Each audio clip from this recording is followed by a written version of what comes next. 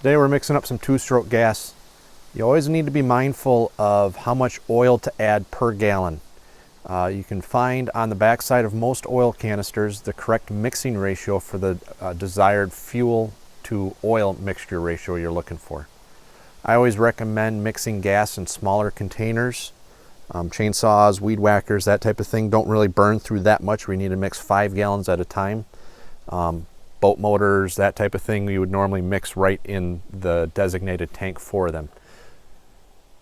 Oil also comes in multiple different sizes.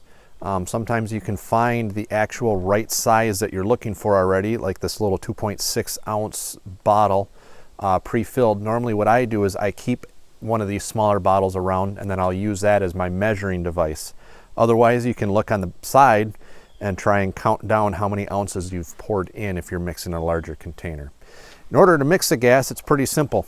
After you've looked at your ratio, in this case we're looking at 2.6 ounces per gallon, and I've mixed up a gallon, you also want to look and make sure that your tank is full. You can see on the line right here that our tank is indeed right at the 1 gallon mark.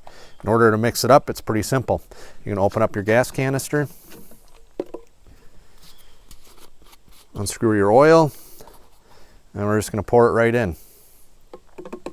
Now, just because the oil's in there doesn't mean that it's actually mixed.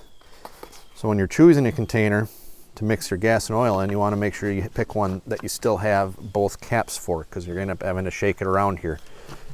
Okay, so shake it. It's tough to say how long. You don't need to shake so vigorously that the oil and gas comes out of an opening, but just want to make sure that it's mixed up. After that, you should be good to go.